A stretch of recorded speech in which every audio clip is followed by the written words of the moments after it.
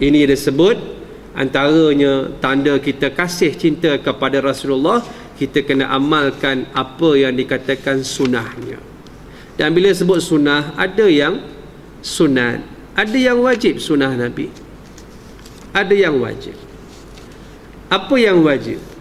Antaranya yang kita buat rukun Islam. Apa yang wajib? Menyampaikan Islam. Apa yang wajib? Menegakkan Islam. 13 tahun di Mekah, ayat turun tak ada ayat-ayat tentang kenegaraan. 10 tahun lepas berhijrah, ayat-ayat kenegaraan turun. Ayat ini perlu ada negara untuk disandarkan. Macam kita sembahyang, mengambil wuduk itu hukum dia harus saja.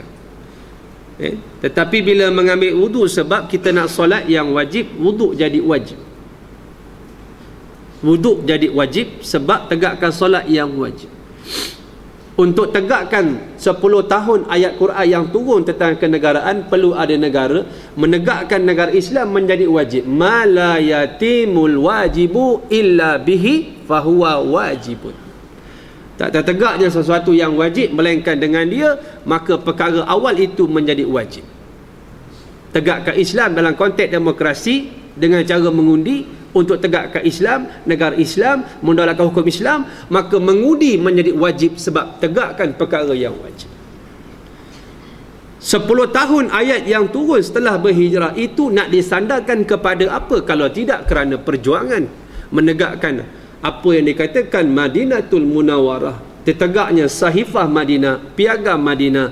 Di dalamnya ada peraturan, ada undang-undang, bahkan disebut oleh pakar-pakar sejarah, antara disebut sebagai the first written constitution, sebagai satu perlembagaan yang pertama yang bertulis di atas muka bumi ini ialah Perlembagaan Madinah.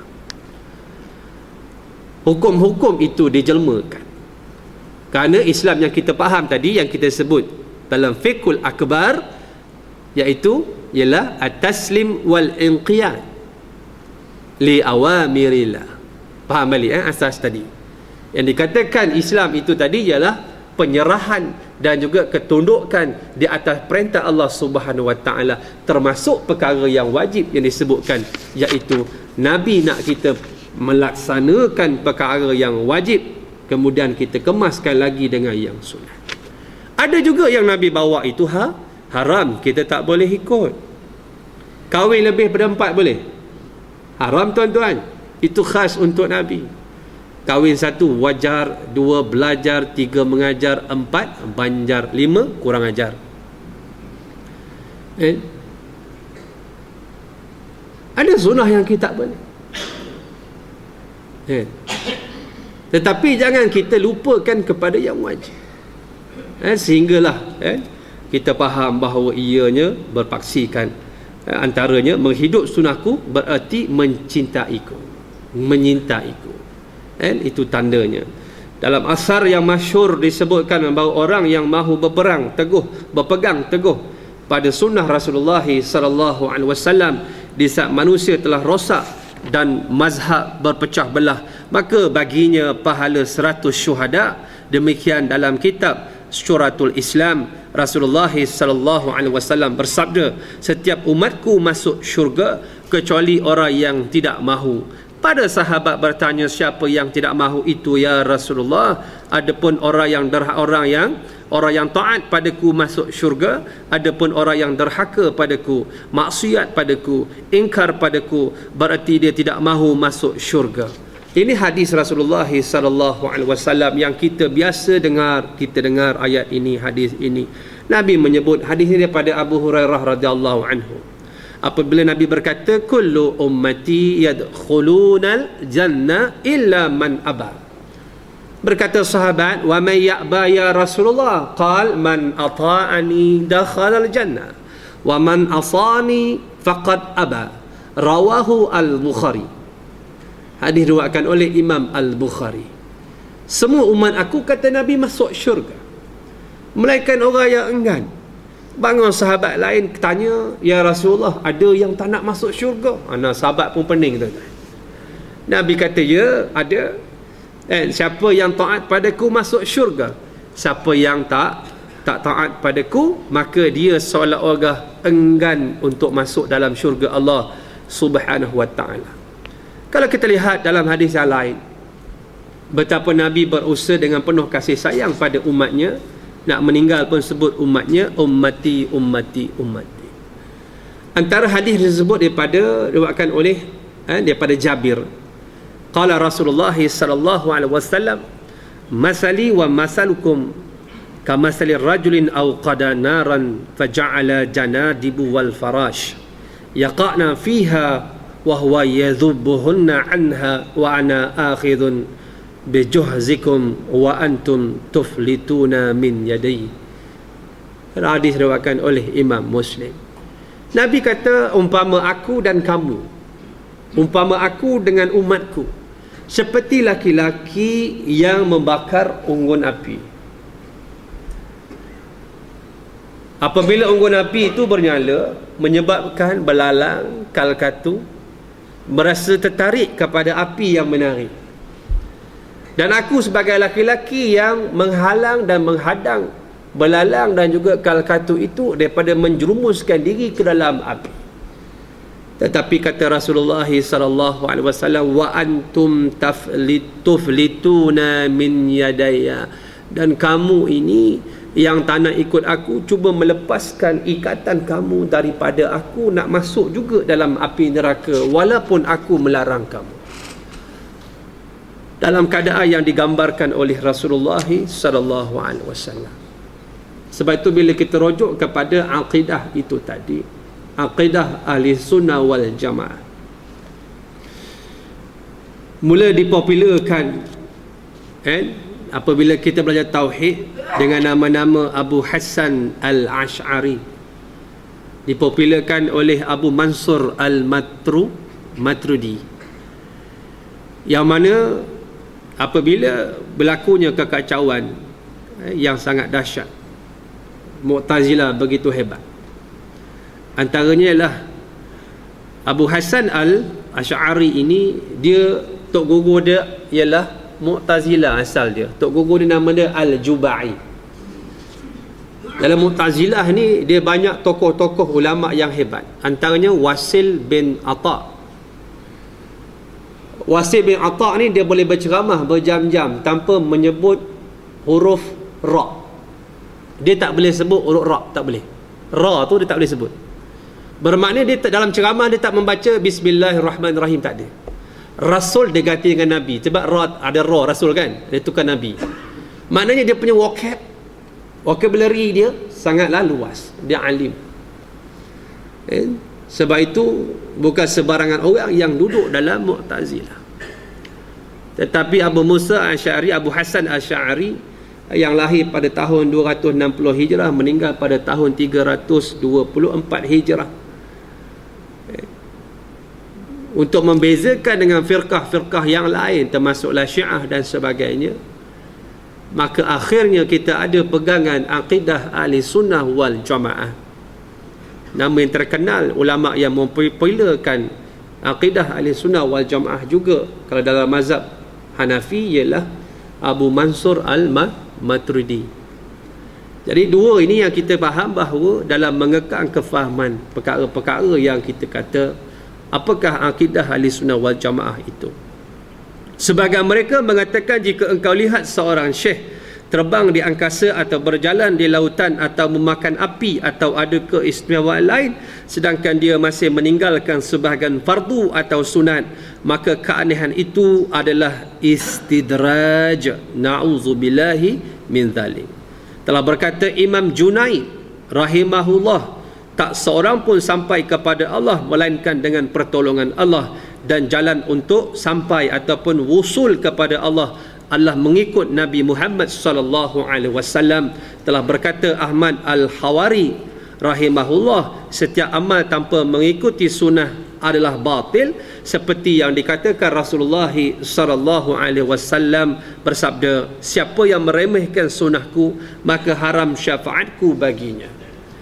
Maknanya Tok Guru berpesan, jika kamu melihat antaranya syekh, Tok Guru kamu boleh terbang, boleh makan api, Dalam masa yang sama, amalan dia, syariat dia bertentang dengan Islam.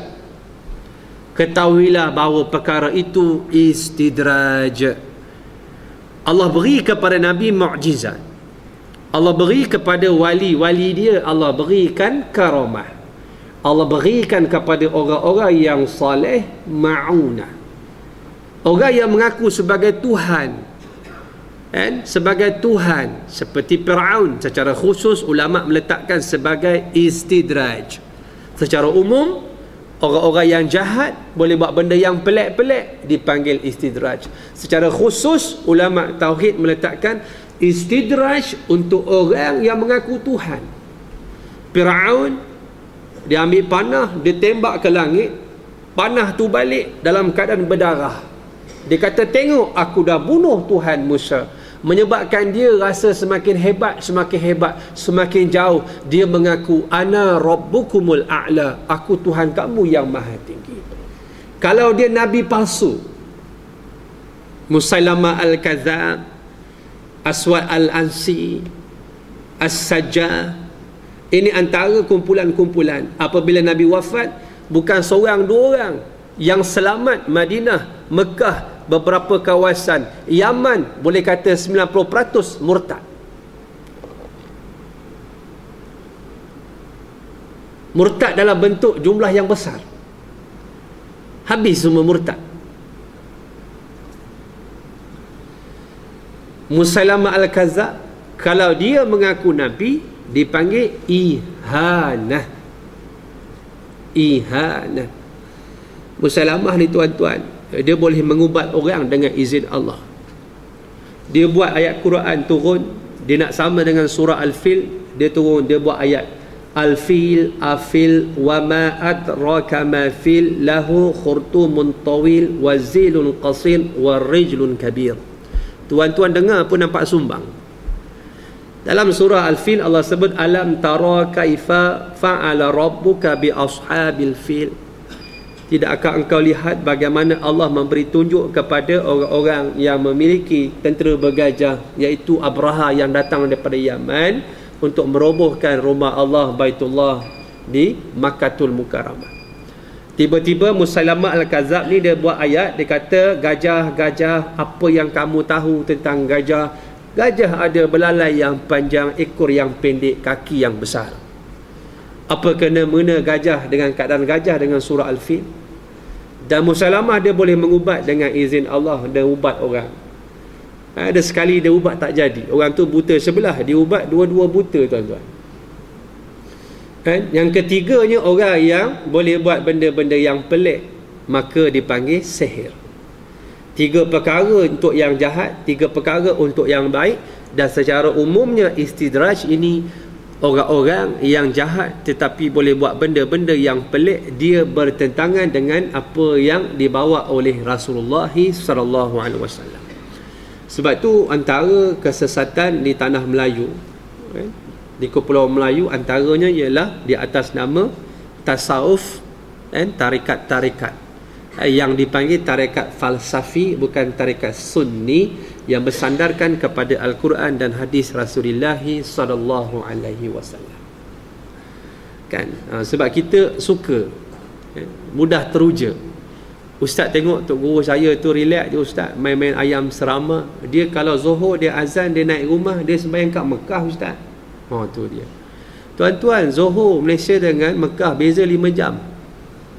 Tak masuk lagi. Tapi bila naik tu dia pergi sembahyang kat sana. Ini benda-benda yang berlaku. Kan? Kadang-kadang sibuk bertapa. Bila dia kata, bila kita tanya macam mana hebat dia ni, sebab kubur dia besar, pengikut dia tanam dia ke bumi dekat bawah, dia bertapa ke atas. Kubur dia daripada dinding sana sampai dinding sana. Nama tempat tu Bara Imam. Pergi jalan kaki 2 jam, balik 2 jam. Saya tengoklah, nak tengok macam mana. Bara ni besar, imam ni imam lah, imam hebat. Bara imam besar. Dia ada storyteller, tu kan cerita dia. Saya tanya siapa dia? Dia ni bertapa 14 tahun di atas bukit. Saya tanya dia 14 tahun berapa kali dia tak solat Jumaat.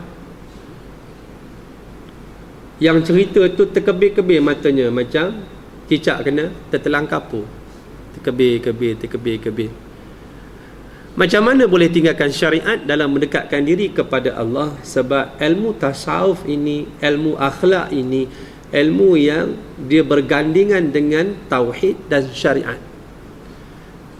Tak boleh kita ambil fiqh saja, tidak ada tasawuf. Memanglah aurat laki-laki di antara pusat dan lutut. Boleh keluar rumah pergi Giant pakai macam tu. Tiba dekat Giant kena halau pagar. Di sana ada akhlak, ada maruah. Di sana ada kaedah dipanggil akhlak memakai pakaian. Fiqh ini ialah had terakhir yang kita boleh buat. Itu dia fiqh. Tetapi fiqh disulam dengan tasawuf yang mana berpancangkan kepada akidah kepada Allah Subhanahu wa taala. Memang tidak mustahil, itu ialah Allah dengan izin Allah. Tengok ayah pin, dia boleh buat macam-macam. Antaranya ialah antara pengaruh-pengaruh inilah. Bila tengok lebih sikit, memang antara benda-benda ni Allah dah berikan kepada umat dahulu yang mengaku sebagai Tuhan, yang mengaku sebagai Nabi, sebagai ahli nujum dan sebagainya. Sikit lagi insya-Allah tuan-tuan. Diceritakan dari Junaid al-Baghdadi, antara taifah tasawuf pada kurun yang ketiga. Kalau kitab Risalah Al-Qushairiyah ditulis Imam Al-Qushairi, antara ialah kitab tasawuf yang mengumpulkan tok-tok guru taifah tasawuf, jemaah tasawuf pada kurun yang kedua, ketiga. Antaranya Junaid al-Baghdadi. Junaid ini anak saudara kepada Haris al-Muhasibi. Haris al-Muhasibi, pak saudara dia. Berkata, guruku As-Sirri tengah sakit. Aku tak tahu apa ubatnya dan apa pula sebabnya. Lalu ada seorang tabib yang pandai menyuruhku mengambil sebotol air dari guruku. Tabib itu memeriksanya lalu berkata, aku melihat air kencing orang yang rindu. Dia kata, aku gemetar sehingga botol itu jatuh dari tanganku.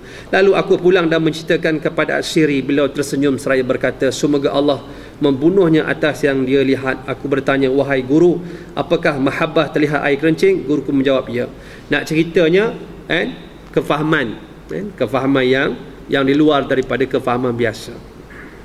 Fudail bin Iyad juga termasuk dalam taifah taifah yang awal dalam taifah tasawuf rahimahullah. Berkata, jika kau ditanya apakah engkau mengasihi Allah, maka diamlah. Jika kau jawab tidak, maka kafirlah engkau. Jika kau jawab ya, maka itu bukan adab orang muhibbin, orang mengasihi Allah Subhanahu wa taala. Telah berkata Sufyan rahimahullah, Sufyan al-Thawri, siapakah suka orang yang suka Allah, berarti dia suka Allah. Siapa memuliakan orang yang memuliakan Allah, sama dengan dia memuliakan Allah. Telah berkata Sahar rahimahullah, tanda cinta Allah adalah cinta Al-Quran.